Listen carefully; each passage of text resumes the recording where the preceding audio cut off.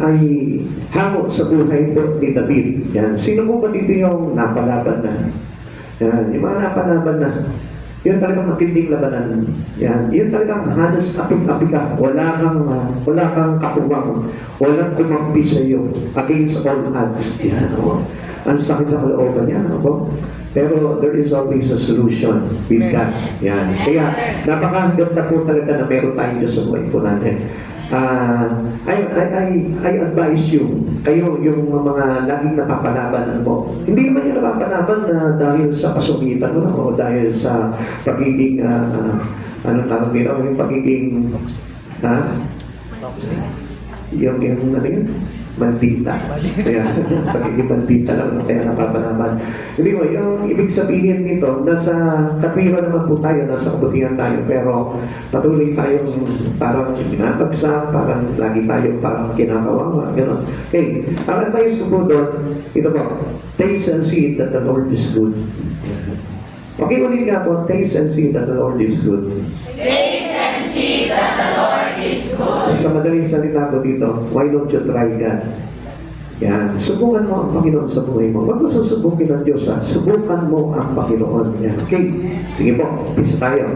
There are many challenges in life. Here is a challenge from David, man who has found God faithful. Alam niyo po, wala pong ibang napakatapat sa buhay nito. Hindi yung katabi mo ngayon. Hindi yung magulang mo, hindi yung kapatid mo, hindi yung asawa mo, hindi yung boyfriend mo, kundi the only faithful one is God. Amen. Siya po yung talagang tapat magpakailanman. Maraming oo, sa ngayon, tapat sa iyo yung anak, pero darating din na magiging unfaithful din po yan pag wala sa Panginoon. Kaya honestly, kung talagang gusto niyo talaga makahanap ng isang tao o isang person na tapat, walang iba, kundi hanapin mo ang Panginoon sa buhay mo. Okay? This is how we learn from David. Here is a challenge from man with a heart filled with praise. Yan. Sabi ko nga po sa inyo, yung katapatan ng Diyos, hindi po natin talaga maunawaan po yan. Although, kasi hindi po tayo makaka-filled of praise. Pag sinabi filled of praise, filled with the Spirit of God. Amen. Kaya nga po tayo nandito ngayon sumasamba sa Panginoon dahil puno-puno tayo ng Espiritu ng Lord. At yung Espiritu na yun, yun ang sinasabi ko sa inyo kung bakit tayo nagpupuri sa Panginoon. Why we have an interest in God. Why we are willing to do about things in the Lord. Yan. Okay. David challenges everyone to try God. Subukan natin po ang Panginoon sa buhay natin. Alam niyo mo, minsan marami tayo sinusubukan eh. Pero, if you have faith in God, why don't you try Him? Subukan po natin ang Panginoon. Many people try different things in them.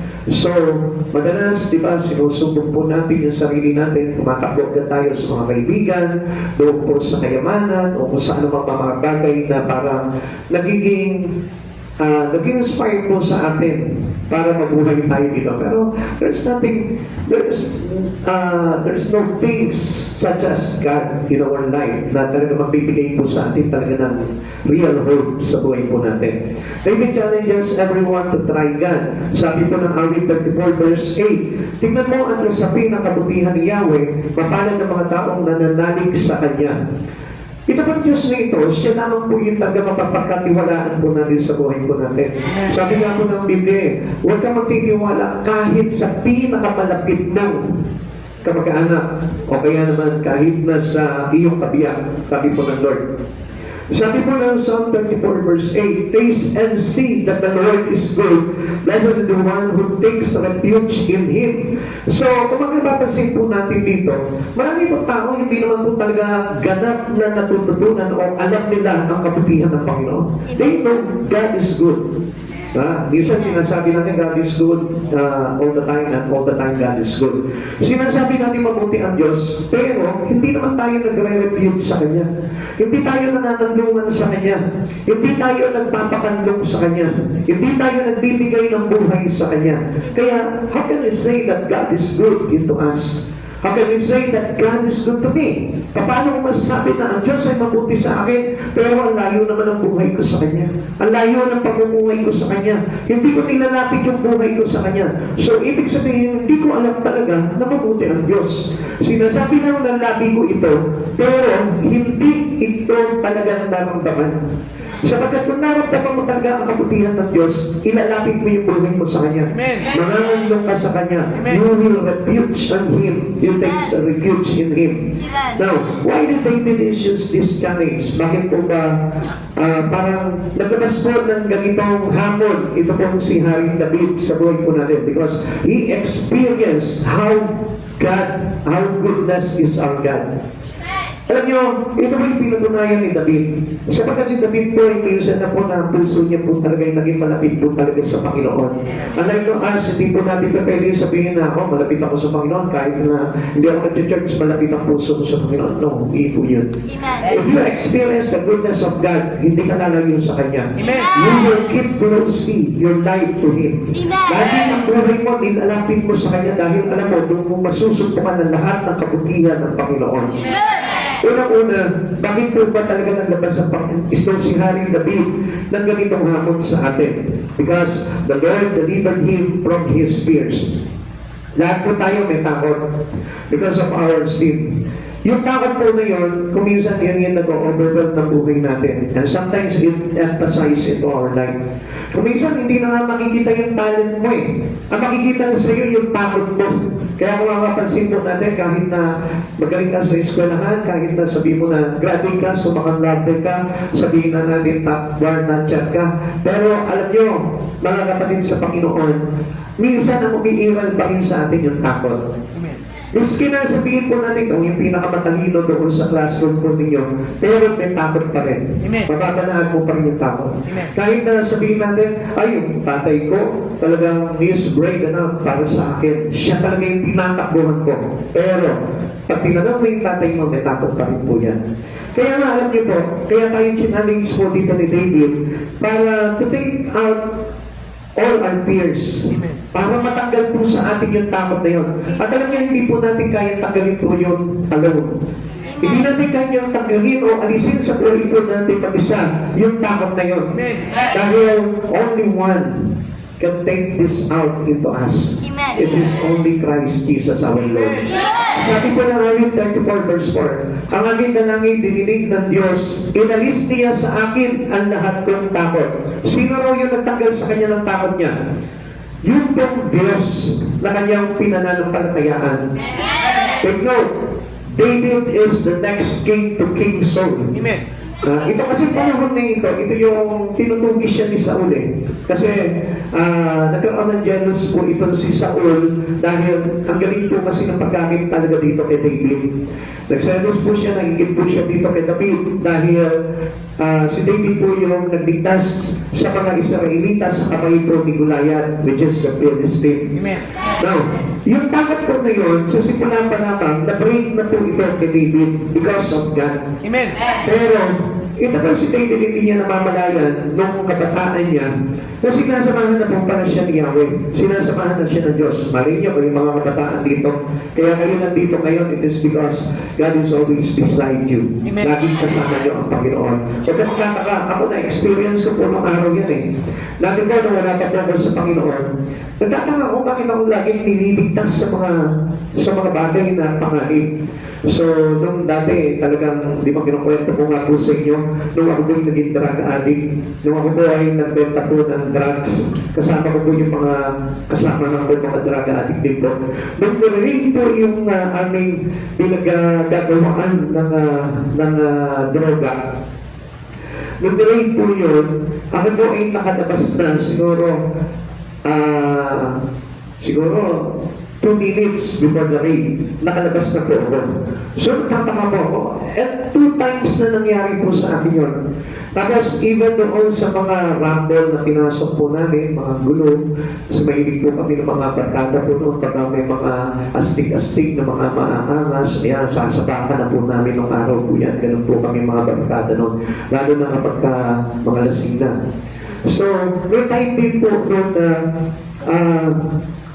pinana kami, nagdaan kami doon sa mga kaaway namin, hindi namin namalayan. Pinana kami.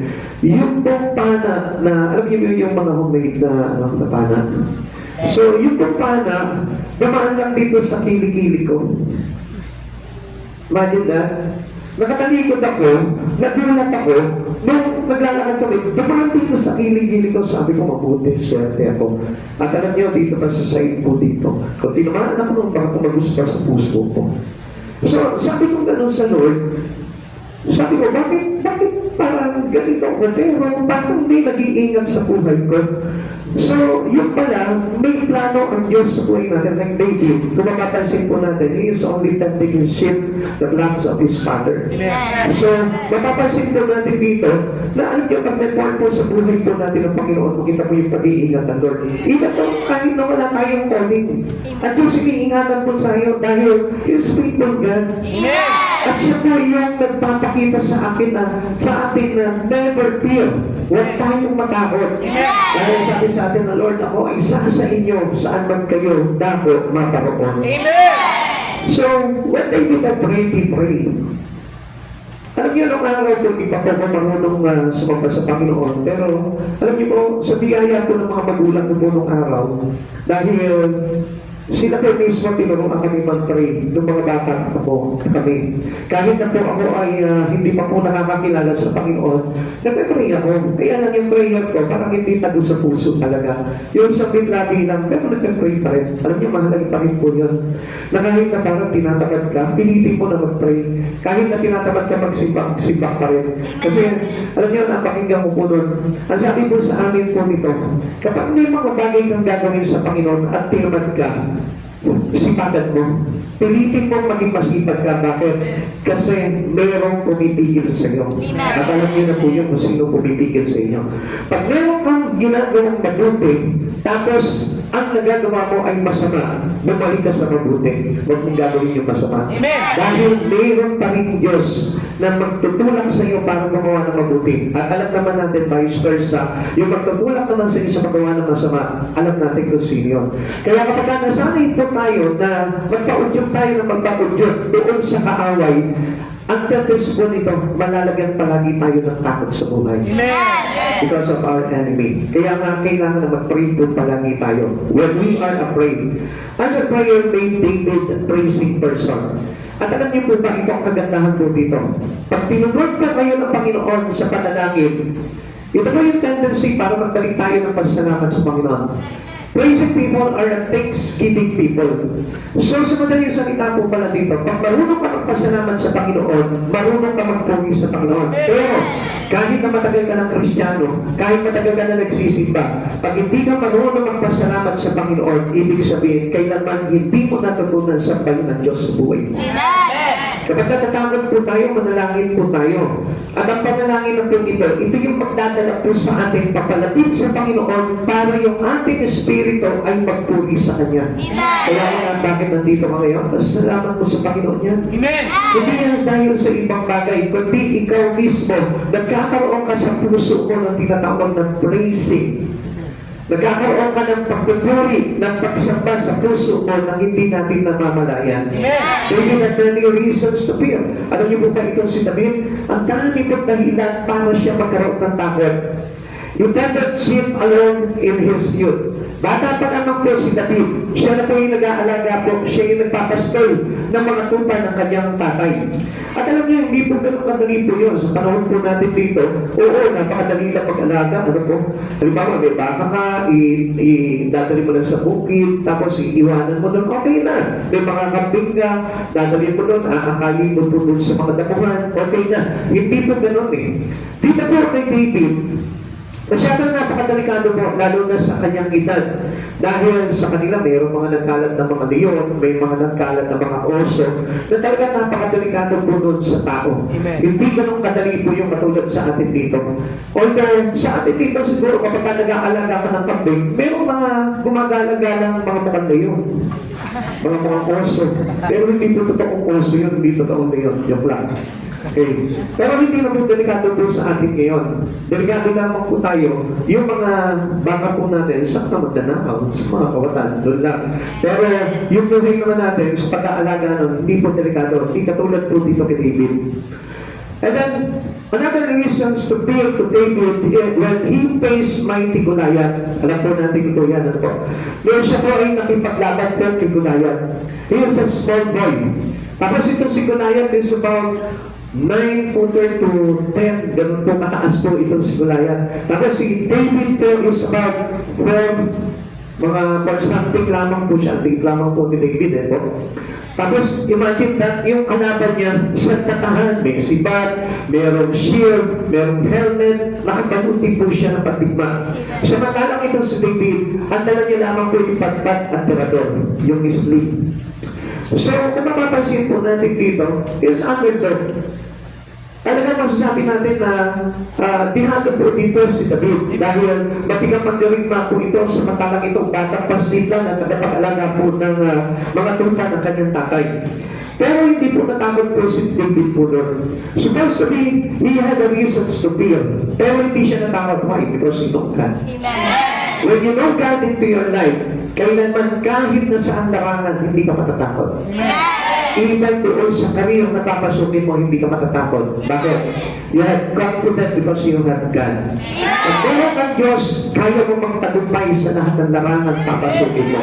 Pero pag wala kang Diyos, I tell you, papahamak mo lamang yung bagay niyo. Amen. From a poor little boy to become a warrior, saan kaya kung walang tapak po ito si David? If we imagine that, saan po kaya siya magawa ng kanyang tapak? So wala siya pagkagawa na ng tapak kasi he's a small boy. Sige, maaaring magtapak-tapakan ka, pero pag nakita ko na si David, di ba? Kapag nagsalita na si David, ikaw ba ang lalaban sa akin? Baka pagkaganon pala matakot ka na hindi po. Diba? Parang uulok ka agad. Ngayon kung halimbawa, ikaw si David, tapos ang makakalaban mo halimbawa, si Brother Taril, kabayong malakin. Ayan. Kayo kaya to. Diba? Pero, he's mighty Goliath.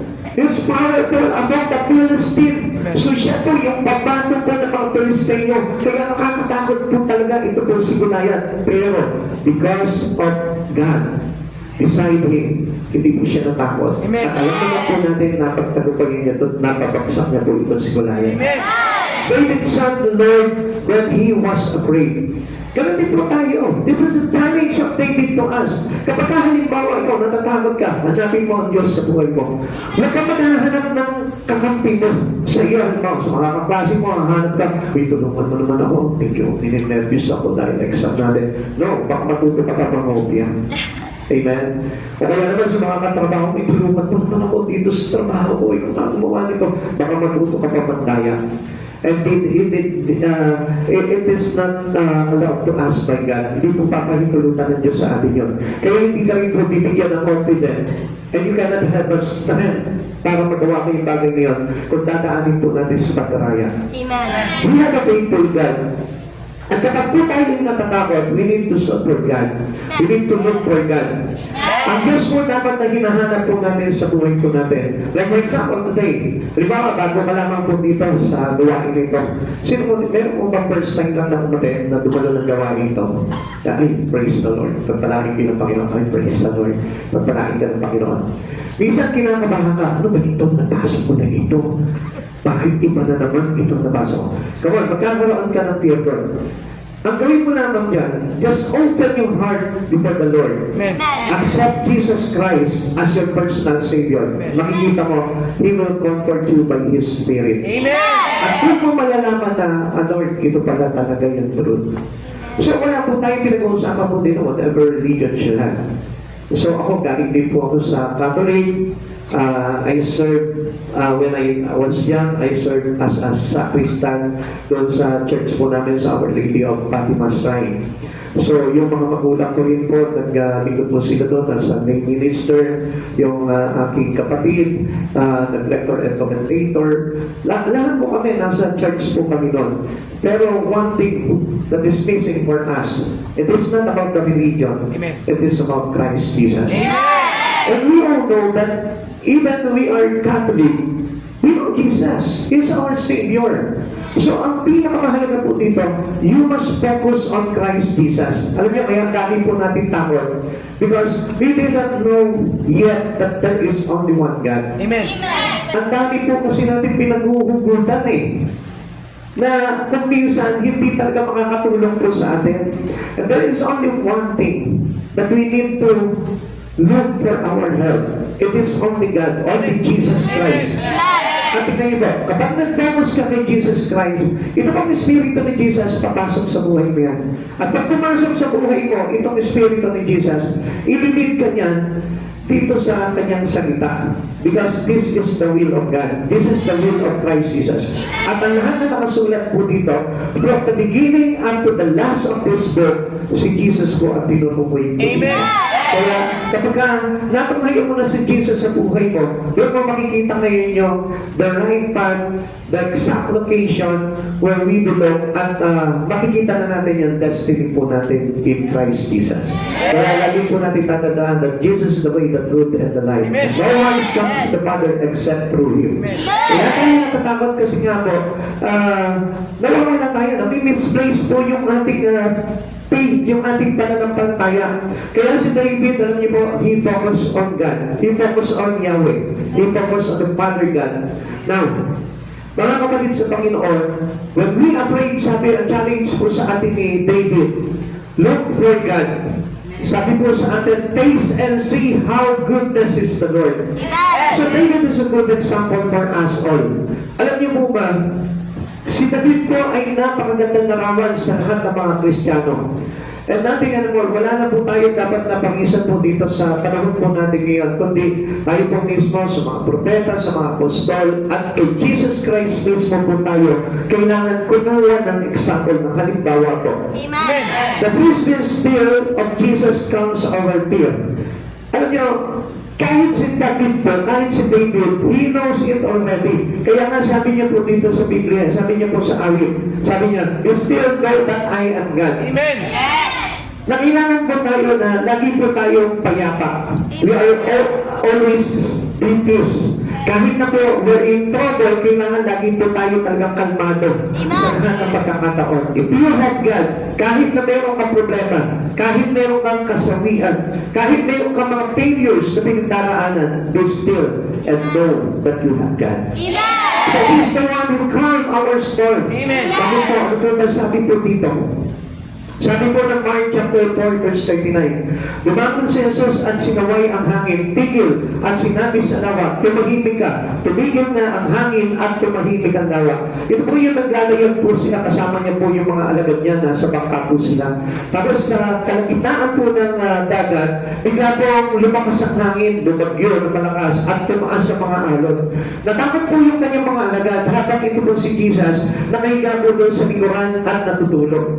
Lumapit sa kanya si Peter, sabi niya, Guro, wala po ba kayong tawag nito? Parang hindi po ba kayo natitigatin na kami po'y mapapahamak? So, ang sabi sa kanila ni Jesus, napakaliit ng inyong pananampalataya. Ang sakay sa alam niyo po, because tayo'y maliit ang pananampalataya o sabihin natin po, walang pananampalataya, kaya tayo laging takot. Amen.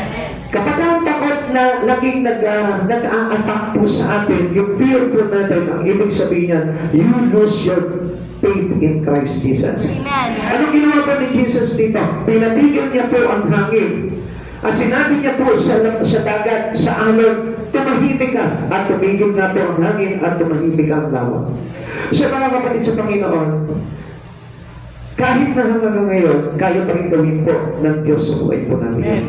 Kaya niya sawayin kahit yung bagyo na pinagdaraanan mo ngayon. Whatever troubles you have, whatever storm you have, kaya-kayang sawayin po ito ng Panginoon sa buhay po natin. Kaya it is important to have God in our life. It is important that you have Jesus into your heart. Huwag mong natanggalin si Kristo sa buhay mo, kahit anong ginagawa mo. At alam natin na tayo po, without Christ Jesus, mapapahamak po talaga tayo. We can sink into the ocean. Pwede po tayo talagang kainin po talaga at malunod po tayo ng dagat kung tayo po ay wala sa ating Panginoong Jesucristo. Always take note, God is bigger than our fears. Why should we ever be afraid? Bakit po tayo matatakot?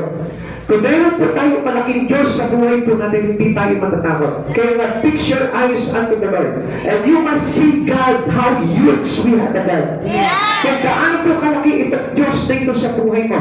Kaya nga, kuminsan po kasi, hindi na po natin nakikita si Jesus sa buhay natin. We always overlooking for Christ Jesus in our life. Lagi po tayo nakatingin sa mga bagay-bagay sa buhay po natin, sa ibang bagay sa buhay natin. At hindi na po natin napapansin si Jesus sa buhay natin. Kung bakit po lagi tayong kinakain ng takot. We can overcome all fear if God is big in your life. Tandaan mo, pag pinalaki mo si Jesus sa buhay mo, yung problema o yung iyong pag-Diyos sa buhay, lumiliit yan. Pero kapag lumiit si Jesus sa buhay mo, I tell you, lalaki naman ang problema mo. Lalaki sa buhay mo ang mga pagsubok. Lalaki sa buhay mo ang mga alalahanin. At hindi lamang po yan, even sin, lalaki yan sa buhay mo.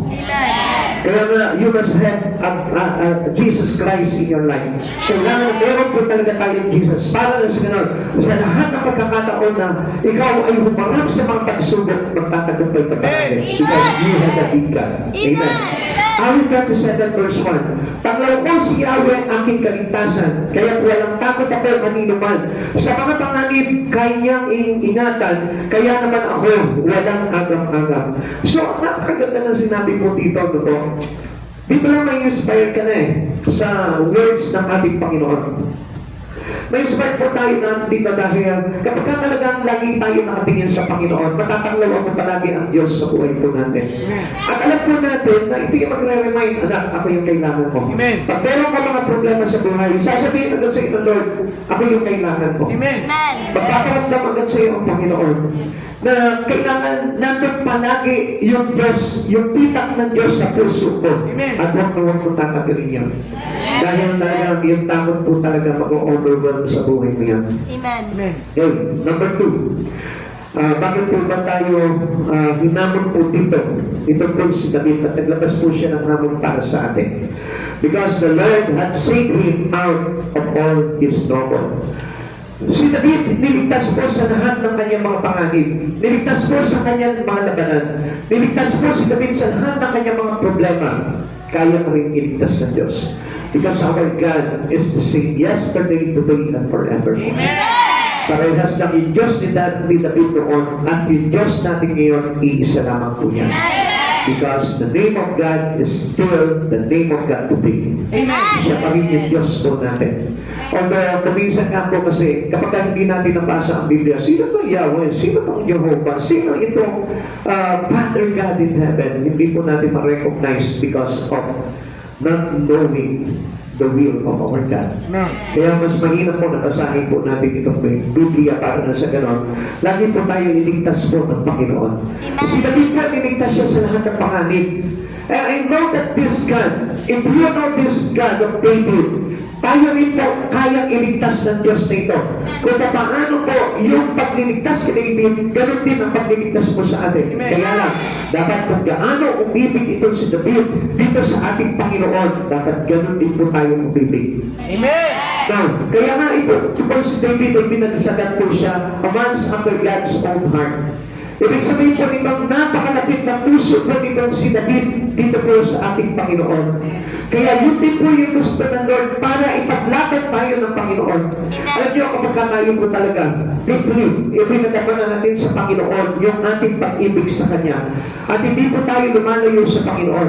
Makikita mo, ilalaban po tayo ng ating Panginoon. Sabi niya, Exodus chapter 14 verse 14, ang sabi po sa atin ng Lord, wala kayong gagawin, ako ang lalaban para sa inyo. Amen. Siya kung mapapansin po natin, ang sarap talagang gulitahin lahat ng mga salita ng Panginoon sa atin dito. Because it give us inspiration. Amen. It give us confidence sa lahat ng mga laban po natin. At alam natin, hindi tayo pababayaan ng Panginoon. The Lord had saved him out of all his troubles. Sabi po number 6. Tumatawag sa Diyos ang walang pag-asa. Sila'y iniligtas sa hirap at dusa.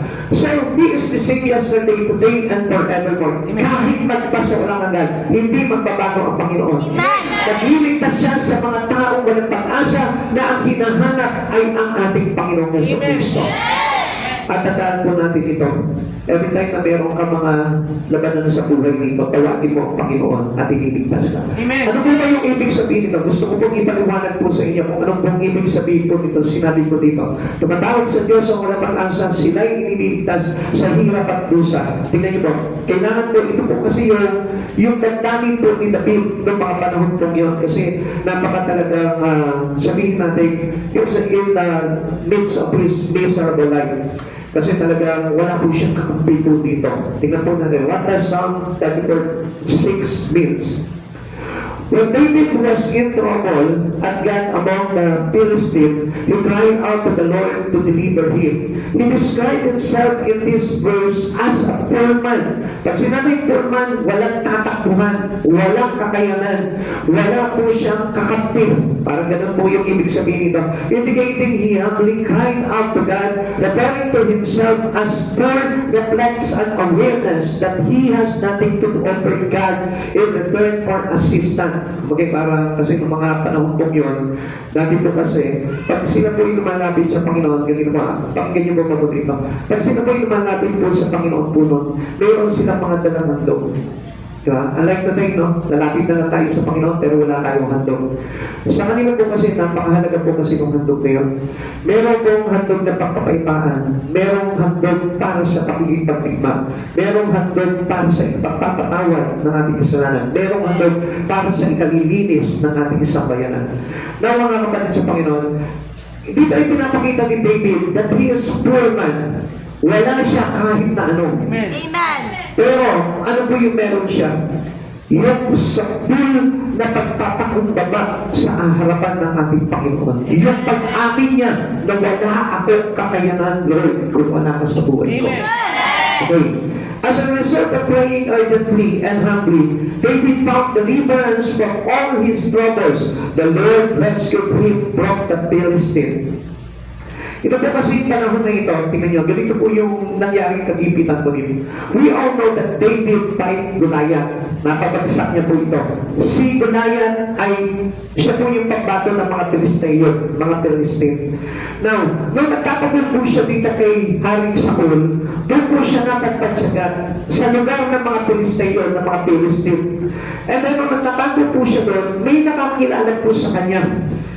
At isinumbang po siya dito sa hari ng mga Pilisteo na si Haring Akis. Alam niyo po ba kung anong doon nangyari po dito? Dahil pag nakilala po siya doon, sigurado papatayin siya. Siyempre, kalaban eh. At siya yung nagpabagsak dito sa mga Pilisteo ng mga panahon na yun eh. Pero, anong ginawa? God gave him wisdom. Alam niyo po ba kung anong po ginawa po dito si David? Siya po yung nagpanggap na baliw. At nung hinarap siya ng isang kawal na nakakilala kay David, hinarap siya kay Haring Akis. Sabi po ni Haring Akis, ano ba naman yan? Ang dami ko ng problema dito sa ating bayan, dadagdagan niyo pa ng isang baliw. Ilayo niyo sa harapan ko yan. At doon po nakatakas po si David sa kamay ng mga kaaway niyang Pilisteo. Kaya napakaganda po na lagi po na ang Panginoon, He has always a present help for us. Lagi po siya mayroong laging tulong na nakahanda para sa atin. Tandaan po natin, kahit sa atin lahat dito, laging may handang tulong ang Panginoon na gagawin sa buhay po natin. Especially kapag nandun na po tayo sa kagipitan. Into the age of our trouble, I tell you, ang Diyos laging may handang tulong po sa atin. This man cried and the Lord heard him. Basta marunong ako umiyak sa Panginoon. At inaamin mo sa Panginoon, Lord, wala akong magagawa. Lord, mahina ako. Lord, wala akong kakayanan. Kasi kung minsan, alam niyo po kung saan nagagalit po ang Panginoon. Yung po may problema na tayo, pero hindi pa tayo marunong umiyak sa Panginoon. Yung meron ka ng problema, hirap ka na sa buhay mo, pero hindi ka marunong magpakutukas sa Lord. Alam niyo po ba, if you have a contrite spirit before the sight of God, I tell you, ang Diyos ang bilis maduon ng puso. Kapag ka napaka-humble ng puso mo, sa harapan ng Panginoon, ang bilis lumambot ng puso ng Diyos. At hindi ka tatanggihan ng Panginoon. These are beautiful but faith building sometimes. Kung minsan kapag dumadaan tayo sa mga ganong pagsubok, talagang nakakatakot po talaga. Pero alam niyo po kung minsan, tinuturuan lang po tayo ng Diyos na manampalataya sa Kanya. Kapatid, hindi mo ba natanong sa sarili mo, kailan pa ba ako nanalig sa Diyos? Kailan pa ba ako naniwala sa Diyos? Kailan pa ba ako nanampalataya sa Diyos? Kung minsan, di ba, kapag lalo na sa mga ganitong seasons of life, sa mga ganitong season po natin, minsan nakakalimutan natin ang Diyos eh. Maalala lang natin ang Diyos kapag halimbawa mahal na araw. Nagugulitan natin at nararamdaman natin yung sakit na nangyari po kay Jesus kapag mahal na araw. Pero paglipas sa mahal na araw, mura na lang ang araw. Amen? Nagmumura yung araw. So, gusto ko malaman yun, dapat laging mahal ang araw para sa atin. Amen. Kasi lagi natin kailangan mahalin si Jesus sa buhay natin, especially all the things that we've done in our life. Ang bagay na ginawa sa iyo ng Panginoon, mahalin mo bawat araw yung mga bagay na yun. Amen? Sometimes all we can do is to cry out to God. Na kapag tayo po ay wala na po tayong matakbuhan at nakapaligid na po sa atin yung sandami na kalaban sa buhay po natin at pagsubok, wala tayong dapat gawin po dito kundi umiyak sa Panginoon. Tandaan po natin ito. Man's extremity often becomes God's opportunity. Na kapag nandun ka sa mabigat na pagsubok, yun yung pagkakataon ng Diyos para makapasok siya sa iyo. Pero alam niyo, minsan, meron sadyang tao talaga na napakatigas ng puso sa Panginoon. At huwag po sana tayo matulad sa mga ganitong klaseng tao. Na kung saan dumaranas na po tayo ng mga pagtapik ng Panginoon sa buhay po natin, but still, we ignore God into our life. We ignore the hands of God into us. Sometimes, alam niyo po ba, sinisig na tayo ng Diyos sa mga bagay-bagay sa buhay natin. Ang dami ng failure na dumadating sa atin, but still, we ignore God. Ninanaglag pa rin po natin yung gusto ng Diyos na lumapit ka sa Kanya. At hindi pa rin po tayo nagtitiwala sa Panginoon. That's why, alam nyo, sayang po yung extremity na nangyari sa buhay natin. Alam nyo, kung minsan nga, mas masarap na hindi ka na dumaan into the extreme life. Sa buhay po natin, kung na tayo dumaan doon sa mahigpit na pagsubok sa buhay natin, bago natin kilalanin ang Panginoon sa buhay natin. Alam nyo, marami po mga tao, bago po sila nakakilala sa Panginoon, kailangan muna sila dumanas sa mga pagbibigat na pagsubok. Halos sumuko muna sila sa buhay ng ikaw bago sila magbukas ng puso para makapasok sila sa Kristo sa buhay po nila. Amen. Alam niyo po, even in our salvation, ang Diyos, inaabot tayo in every extreme of our life. Kapag nandun po tayo sa problema, hindi niyo po ba alam kung ano ang offer ng Lord yan? This is a true at salvation. Kapag gusto kang iniligtas ng Panginoon, sometimes at niyo pagpatigas ang puso natin, minsan ang Diyos na po mismo nagpapadala ng problema sa buhay ng tao. Pero alam niyo, kapag hindi pa po tayo inabot ng Panginoon doon, naabot ng Diyos doon, at hindi pa rin po tayo lumapit sa Panginoon, alam niyo, lumiliit yung chance natin na mailigtas tayo ng Panginoon. Pero ang Lord, hindi po talaga siya tumitigil because ang gusto talaga ng Lord is your salvation. Lagi mong natatandaan. Hindi gusto ng Diyos kung ano meron ka. Hindi gusto ng Diyos kung ano yung bagay na meron ka sa buhay nito. Only ang gusto ng Panginoon sa atin, yung kaligtasan natin. Wala siyang pakialam kung ano yung nakaraan mo. Wala siyang pakialam kahit na gaano kalaki yung mga pagkakasala na gawa mo sa Panginoon. Kahit na sabihin mo na binaliwala mo sa buhay mo ang Panginoon, still ang gusto pa rin ng Panginoon, nananag pa rin sa ng Panginoon, kaligtasan mo. Amen. Hindi po ba napakabuti ng Panginoon? Kaya lang, alam nyo, sabi nga po natin, God is good all the time, and all the time, God is good. Amen. Pero ang tanong dito, ilan ba sa mga tao ngayon sa panahon na ito ay mabuti sa Panginoon? Sometimes, wala na po yung buti natin sa Panginoon, which is, alam natin kung kaano kabuti itong Diyos na ito. Amen. Kaya nga, ang hamon sa atin ni David, taste and see how the goodness of the Lord. Amen. How good is the Lord our God. Amen. Amen. Yun ang gusto na makita natin eh. Bakit hindi mo lumapit ka sa Panginoon? Para na sa ganun, ikaw mismo maramdaman ka kung gaano siya kabuti sa iyo. Kung minsan, alam nyo, wala na tayo maramdaman, kundi ang nararamdaman na lang natin, yung sarili natin, pero yung nararamdaman ng Diyos para sa atin, hindi na po natin nararamdaman yun. Alam niyo ba? Ang daming sakit na dinanas ng Panginoon sa kanyang kalooban dahil ang daming tao until now hindi pa rin kumikilala sa kanya. It is unable to save ourselves. We cry out to Jesus. Alam po natin na hindi po natin magagawa ito sa sarili po natin. Only Christ Jesus. Amen. Kaya nga, alam nyo, mas maganda mo na marunong tayo palaging umiyak sa Panginoon eh. At tanungin kita sa oras nito, kailan yung last time na umiyak ka sa harapan ng Panginoon? Kailan yung last time, Lord, nakipag-usap ka sa Panginoon? Between you and God personally, nakipag-usap ka, Lord.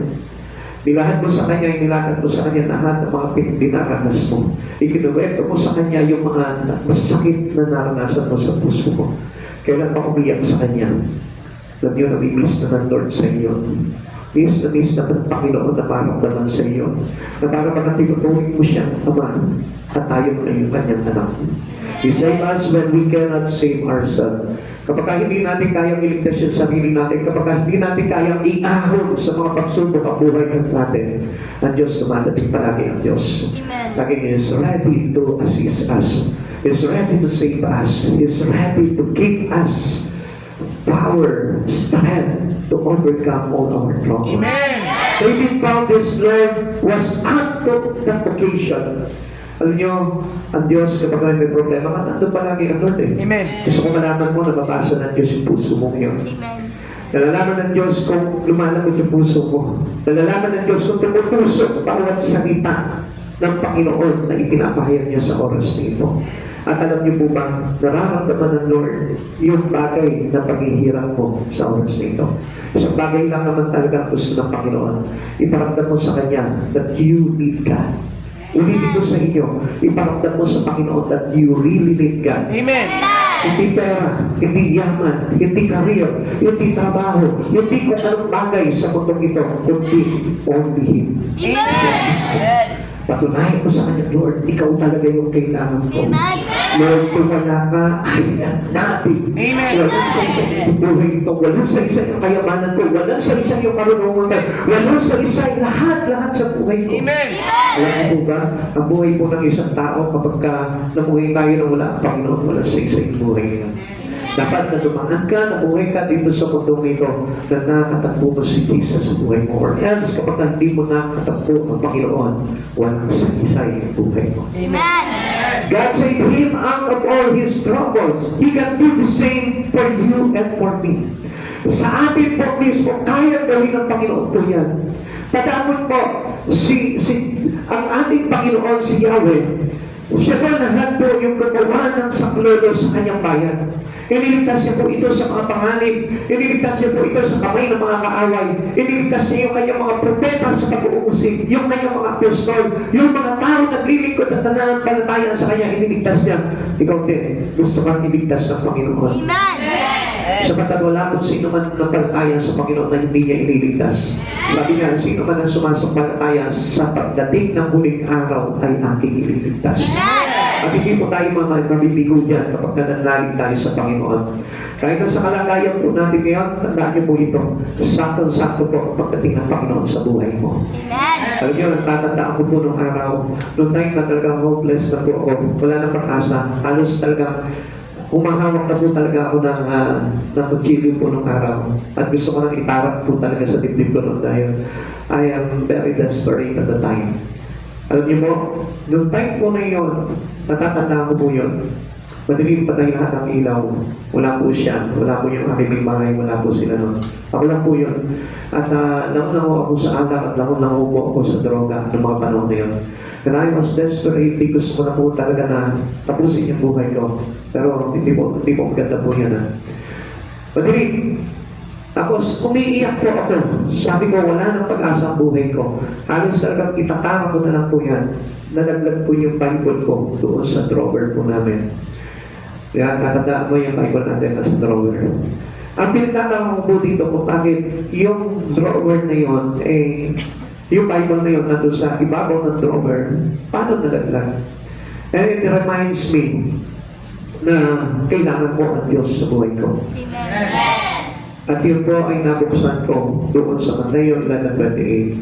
Kayong namamagalan, nabibigatan, lumapit kayo sa akin at pagpapaingay ko kayo. Tapos doon ko po naalala yung sinabi sa akin nung isang pastor. At sabi niya gano'n sa akin, oh, tanggapin mo na si Jesus sa buhay mo. Sabi ko gano'n sa kanya, sabi ko kalokohan lang yan, hindi ako naniniwala dyan. At alam niya, pagkatapos ng mga time na yun, siguro, a day after, dumating po ulit yung pastor na yun. Alam niyo, dumating ng pastor na yun, naiyak na lang po doon. Sabi ko, bakit nga ba hindi ko tanggapin si Jesus sa buhay ko?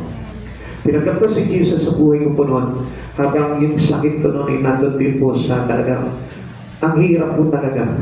Ang hirap po talaga na talagang halos mamamatay na talaga po. Tapos sabi niya gano'n, tanggapin mo si Jesus sa buhay mo. Pumulog po ako sa sarili ko, sabi ko, Lord, pagalingin mo lang ako, ibibigay ko sa iyo ang buhay ko. Alam niyo po, after a week, gumaling po ako, nawala na. And I feel that God accepted me. Amen. Naramdaman ko noong oras na yun na tinanggap ako ng Panginoon. Sa lahat ng mga pagkakasala ko na ginawa ng mga panahon na yun, tinanggap niya ako. At yun po yung nagtulak sa akin kung bakit po ako naglilingkod po ngayon sa Panginoon. Amen. And I know the same with you. At Diyos po, gusto niya rin po tayong isave sa mga troubles po natin. Kaya magtiwala po kayo sa Panginoon. At ang kalagayan po natin ngayon, yun po yung saktong-saktong occasion na kung saan inaabot tayo ng Panginoon. Amen. Alam niyo, ng mga panahon po yun, halos talagang wala akong pakialam talaga sa Lord noon eh. Wala talaga akong pakialam. At talagang hindi ako naniniwala talaga sa Panginoon po noon. Pero, ang alam ko lang noon, basta ako, nagsisimba ako. Kaya nga, napakainam po talaga, makilala natin ang Diyos through reading the Bible. Amen. Through listening to His Word. Doon natin ganun talaga makikilala ang Panginoon. And that's number 3, the Lord had delivered him in times of danger. Na kapag dumarating po, yung panganib sa buhay po ni David, ang Diyos laging nandun sumasaklolo sa kanya. Now, sabi dito, bakit naglabas ng ganitong hamon po si David? Number 1 is the Lord delivered him from his fear. Pinalaya siya sa kanyang takot. The Lord had saved him out of his trouble. Siya po mismo niligtas ng Panginoon doon sa kanyang mga pagsubok na pinagdaraanan. And the last, the Lord had delivered him in times of danger. Sabi po ng awit 34 verse 7, Anghel ang siyang bantay sa may takot sa Diyos, sa mga panganib sila'y kumumukot. Listen, it is important for every Christian who had divine fear. Kailangan tayo po lahat ng mga Kristyano, meron tayong banal na pagkatakot sa Diyos. Huwag yung tatanggalin yun. Amen. Kasi alam nyo, madalas marami po sa atin, kilala natin ang Diyos, pero wala tayong takot sa Kanya. Amen. Mas takot pa po tayo sa takot kaysa sa Panginoon.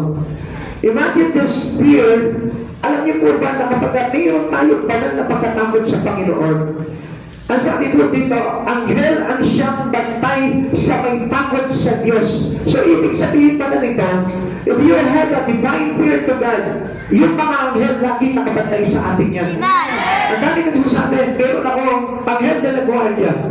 How can you make sure? Eh, hindi ka nga kumikilala sa Diyos. Hindi ka nga naglilingkod sa Lord. Hindi ka nga nag-pray, tumatawag sa Kanya.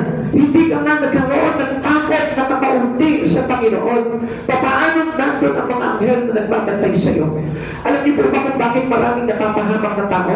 It is because they don't want God Amen. into them. Amen. Ayaw nila na pagkalaman ng Diyos yung buhay nila. Amen. Ayaw nilang ipasakot yung buhay nila sa Diyos. Basta ako, hawak ko ang buhay ko. Walang sino man makikialam sa akin. Ganun ang makatwiran ng mga tao ng Diyos. Malakas ako, mayaman ako, marunong ako, wala akong pakialam kung may Diyos man o wala. Alam niyo po ba mga kapatid sa Panginoon? Ang hindi po alam ng mga tao na ang Diyos pa rin talaga ang nag-iingat ng buhay nila even though wala silang pakilala sa Panginoon. Amen. Because why? Because our God is full of grace. Amen. Full of His mercy. Amen. Puno ng kahatagan ang Diyos na ito na ayaw niya talaga tayo mag-suffer. Amen. Ayaw niya talaga tayo mahulog sa impyerno. Amen. Ayaw niya talaga tayo napapahamak. Kaya anong ginagawa ng Panginoon? Ang kanyang mga anghel sa langit, pinapapantayan tayo. Especially those people who have divine fear with Him. Amen. Pero huwag niyo tatanggalin po yung pagkatakot sa Panginoon. Kaya alam niyo po, ito rin po yung magtalayo po sa atin sa kapahamakan. Hindi niyo po ba napapansin? Pag meron ka pa na pagkatakot sa Panginoon, nalalayo ka sa kasalanan Amen. sa mga pala ito. Sabi nga pa nga pala ng Lord. Sabi nga pala sa Biblia, sabi ng kanyang salita, masama ito. Tayo po mismo maiiwas tayo sa kapahamakan. Amen. At kapag halimbawa meron tayo mga troubles in life, papaalala sa atin na sabi nga pala ng Lord, pagdating ng pagsubok, bibigyan niya ako ng lakas because of your divine fear in Him. Amen. Kaya mahalaga po na may takot tayo sa Panginoon. Pero pansinin niyo po yung mga tao na walang takot sa Diyos. They do this own solution. Siya po yung gumagawa ng solusyon sa lahat ng bagay sa buhay niya. Kaya ano pong ayaw ng Lord doon? Ayaw ng Lord na ang tao ay opposed palagi, ay proud palagi sa sarili niya. Amen. He is opposed to the proud and give favor to the humble. Tandaan po natin, mga kapatid sa Panginoon, basta tayo po ay may takot sa Panginoon, ang Diyos lagi po tayo babantayan niya. Amen. The divine fear of us to God is the reason why angels sent us to take care of our lives. Bakit? Merong mga anghel na iniingatan po tayo. Yun, nagpunta ka lang dito, hindi mo napansin. Nakabantay sa iyo mga libo-libo mga mandir, mga anghel. Pinabantayan ka.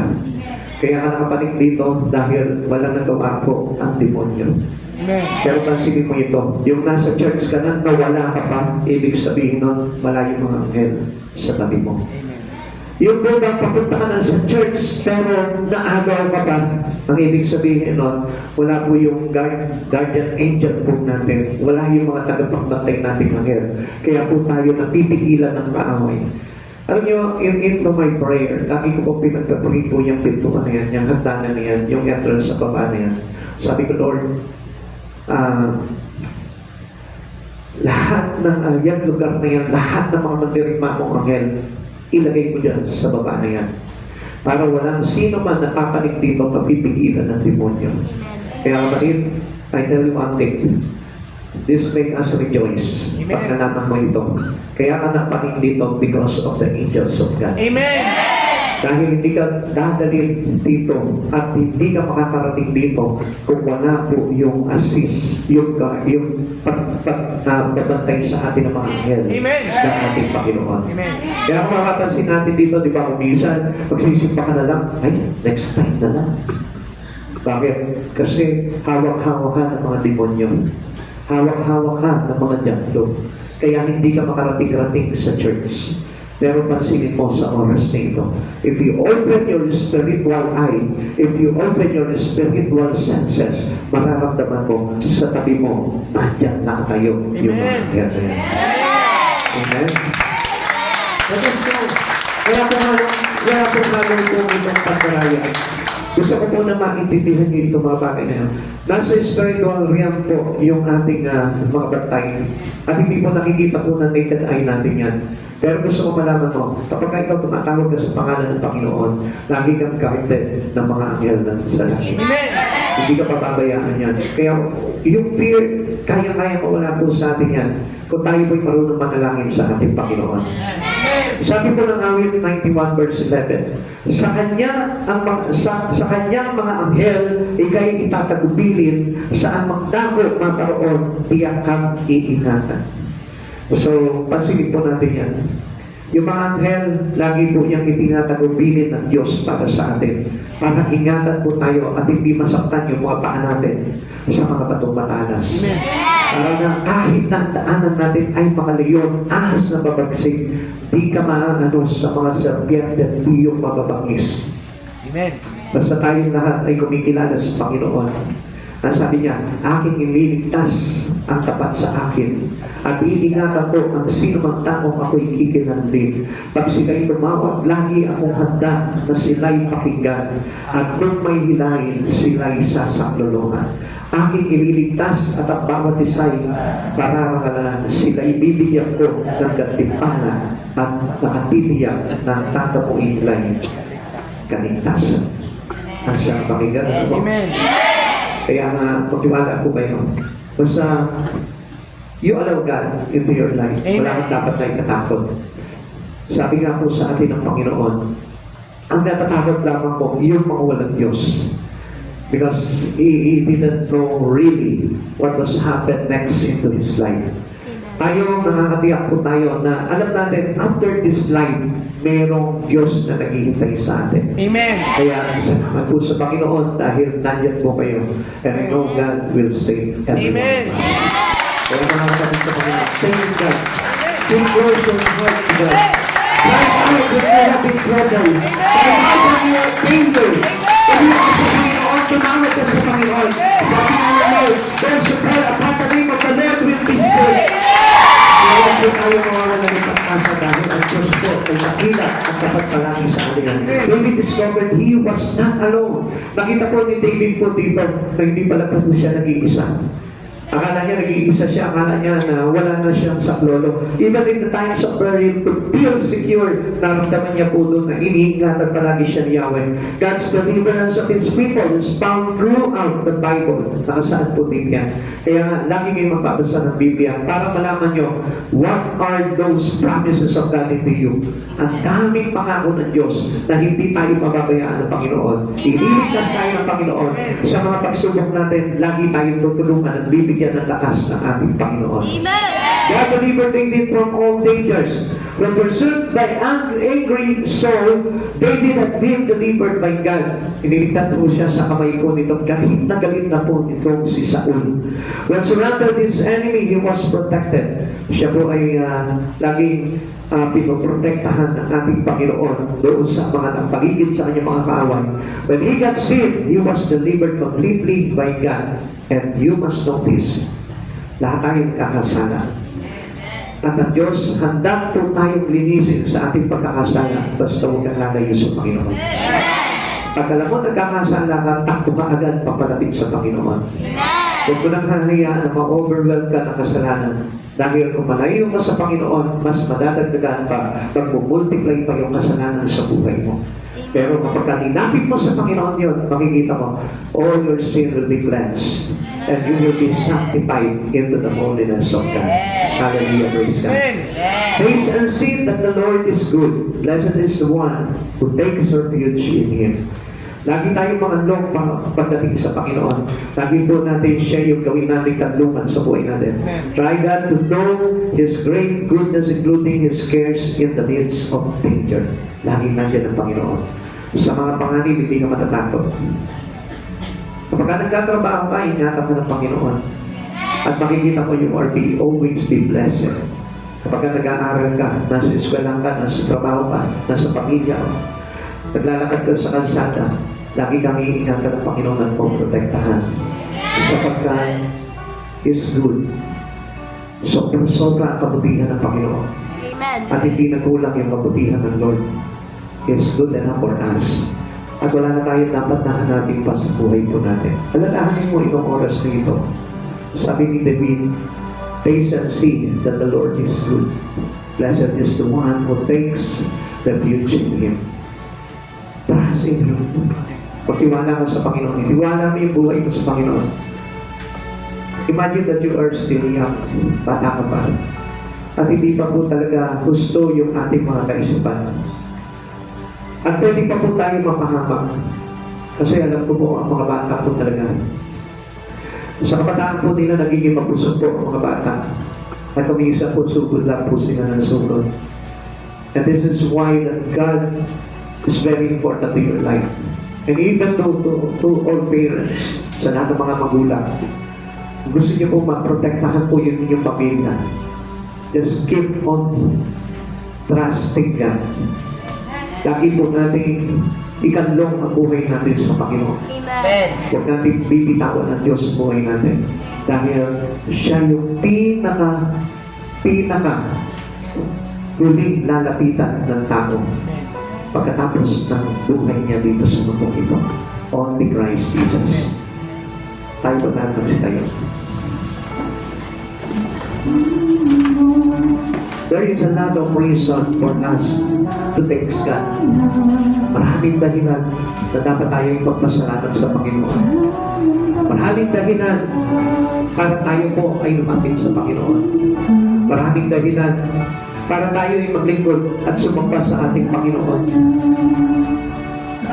Kung iisipin mo lamang yung mga bagay na kabutihan ng Diyos na ginawa sa buhay mo, doon mo masasabi na ang daming dahilan para pasalamatan ng Diyos, kaya nagtulang ako sa pasasalamat sa Diyos.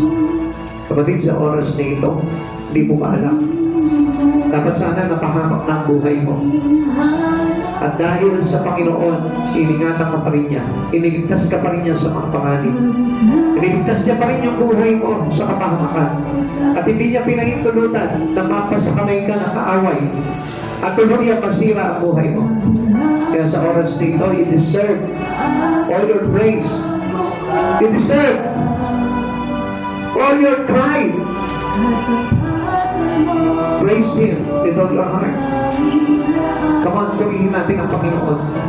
Let us all close our eyes and feel the presence of the Holy God touching your heart.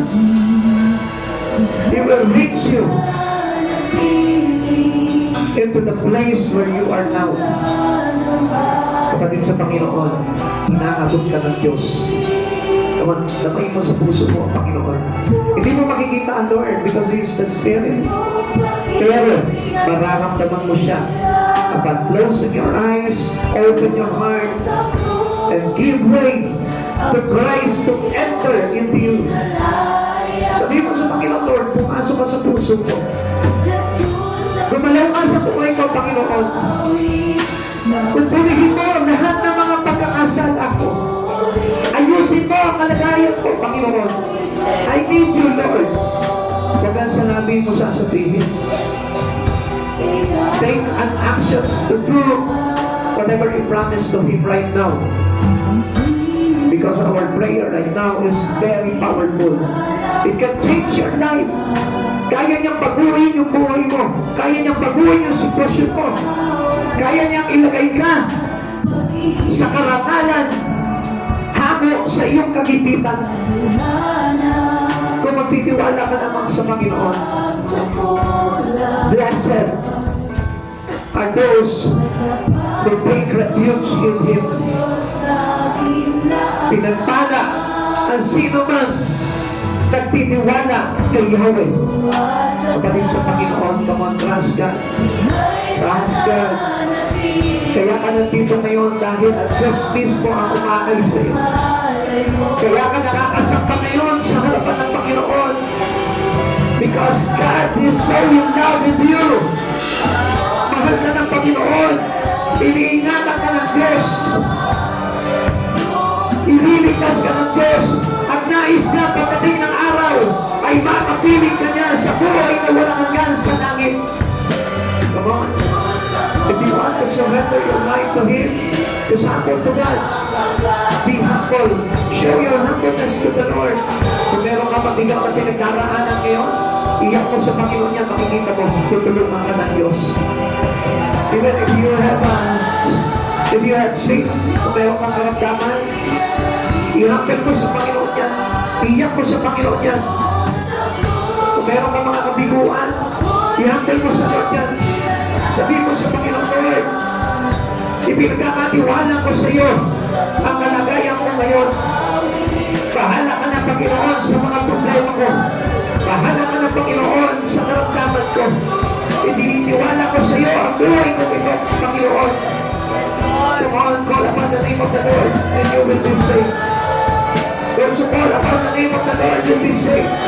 Ang lahat na tumatawag sa pangalan ng Panginoon sa Kristo ay maliligtas. Humble yourself before the Lord and you will be lived by God. Come on. God is amazing God. God is so wonderful God. Taste and see that the Lord is good. Hallelujah. Glory to Christ. Glory to Christ Jesus. Come on. Let us worship God. Let us worship God with our pride. Let us worship God with our petition. Let us worship God with our humbleness. Humble yourself before the Lord. Hindi sapat na narito ka ngayon. Hindi sapat na kumikilala ka lang sa Panginoon. Ang kasapatan talaga ay ang pagpapakumbaba na iniluyo mo ang buhay mo sa kanan ng Diyos na may likha ng buhay mo. Hallelujah, Lord Jesus.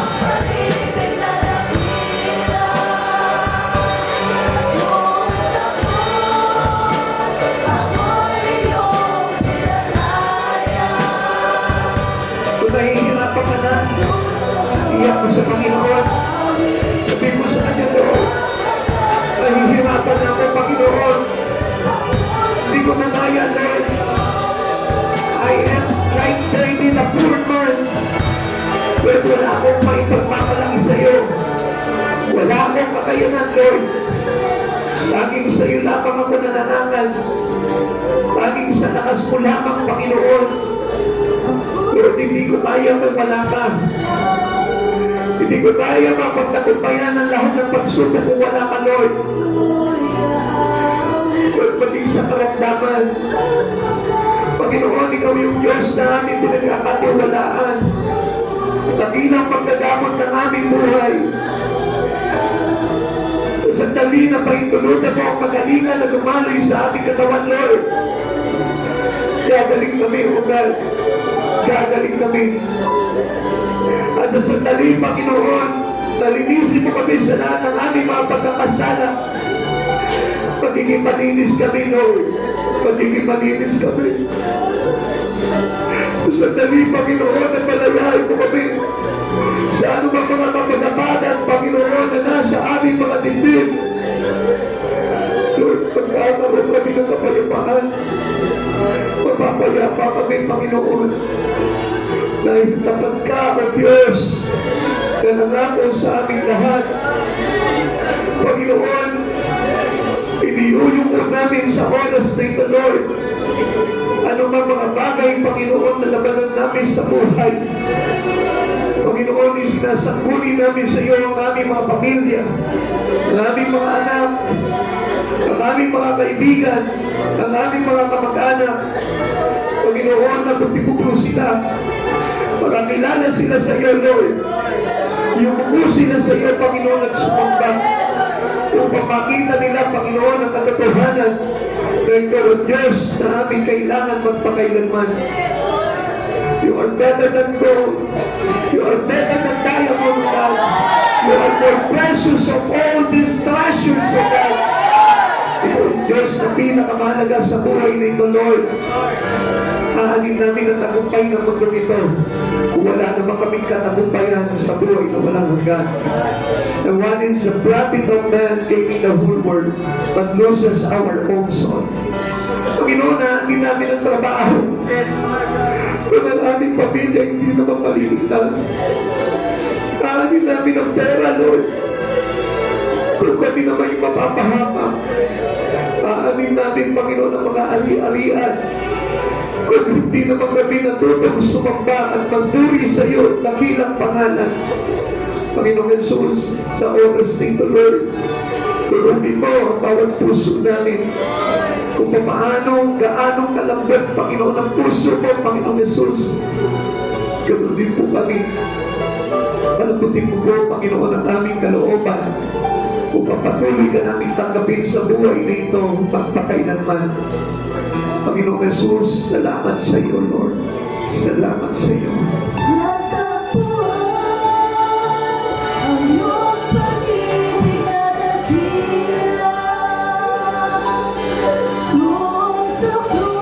Kung sabihin mo sa Kanya kung ano yung bagay na nais mong inyugo sa Kanya, sabihin mo sa Panginoong Jesus sa oras nito, magpagantod ka sa Kanya. Sabi nga po ng Kanya salita, sino man nagpapagantod sa kataasan at nananatili sa kalinga ng iyong kapangyarihan, magpagsasabi sa Kanyang Panginoon, o katahanan, ikaw ang aming Diyos, ang Diyos na aming pinagkatiwalaan. Ilalang mo ang buhay mo sa Panginoon. Isangkunin mo lahat ng mga bagay na nararanasan mo sa buhay na ito. Ingatan ka niya at iniligtas. At sa lahat ng pagsubok, ikay bibigyan takas upang mapagtagumpayan ito. Humble yourself before the Lord and He will lift you up. Ang lahat na nagpapakumbaba sa Panginoon ay kanyang itataas. Subalit ang sino man nagmamataas sa Panginoon ay ibabagsak pagdating ng araw. He gives favor to the humble He is opposed to the proud. Kaya sa oras dito, Panginoon, iyuyuko namin sa iyo ang aming buhay. Ngayon at magpakailanman hanggang sa iyong pagbabalik, Panginoon. Mararamdaman po kami, Panginoon, na may pagpapakumbaba sa iyo at gumagawa para sa karangalan mo, dakilang Diyos. Hallelujah, Lord Jesus.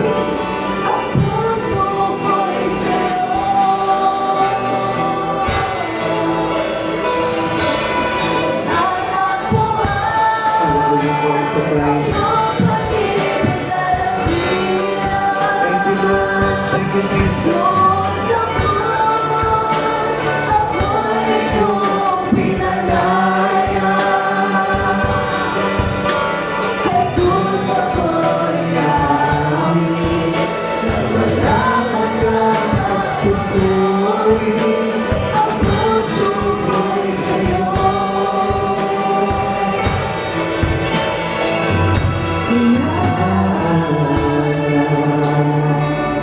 Tayong manalangin sa Panginoon. Maraming Diyos, nagpapasalamat po kami sa kabutihan mo, Panginoon. Dinala mo, Panginoon, ang bawat isa sa amin sa lugar na ito, Lord, upang mapakinggan namin, Panginoon, ang bagong mensahe, Panginoon, upang malaman namin ang kahalagahan mo, Panginoon, sa aming buhay, ang kabutihan mo, Panginoon, na nag-uumapaw, Panginoon, sa puso ng bawat isa na narito ngayon, Lord. Salamat dakilang Diyos sa kabutihan mo, God. Sa kabutihan mo kami naligtas. Sa kabutihan mo kami pinagpala. Sa kabutihan mo, Panginoon, tumakas sa aming kalooban, O Lord, upang harapin ang mga bagay sa mundong ito, O God. Maraming salamat sa iyo, Panginoong Jesus, na may kaloob nito sa aming buhay, O God. Napakabuti mong Diyos, Panginoon, sa buhay nito, Lord. Ikaw ang Diyos na sundol sa aming mga biyaya, O God. At binuhos mo sa amin ito, O God, upang kami, Panginoon, ay malaganapan ng mga pagpapala na ito, O God, ng buhay na walang hanggan. Maraming salamat po sa buhay ng bawat isa na narito, sa lahat ng mga estudyante, sa lahat ng mga nanay, sa lahat ng mga tatay na narito, Lord, paging sa bawat isa sa amin na narito, Panginoon. Diiling ko po sa iyo, Panginoon, ang pag-iingat mo palagi sa amin, O God, ang paggabay mo palagi sa amin, O Lord, at lagi mo po kami bantayan ng iyong mga libo-libong mandirigmang anghel sa langit, O God, upang hindi kami mapigilan sa aming paglapit sa iyo, Lord. Pinasiselyo ko po ito sa iyo, Panginoon, ang iyong banal na Espiritu, O God, magiging tatak sa amin, Panginoon, ang aming pagliligtas pagdating ng araw, O God.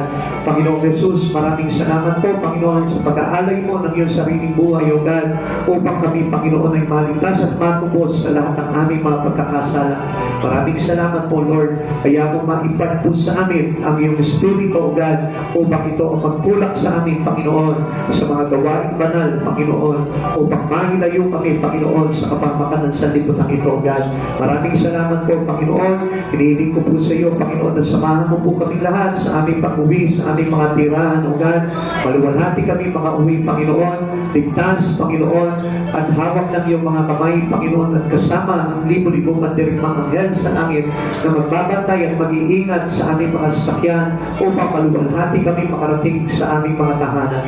Salamat po, Panginoon, taglayin namin ang biyaya ng iyong Espiritu at mga salita at aral na iyong nilagay sa aming mga puso, O God, upang madala po namin ito sa aming mga tahanan, O God, upang ma-impart po namin ito sa aming mga mahal sa buhay. Salamat dakilang Diyos. Muli po, O God, sa iyo po kami nagpupulit at papasalamat sa tanging pangalan mo po lamang in Jesus' name. Amen. Yan. God bless po sa inyo lahat.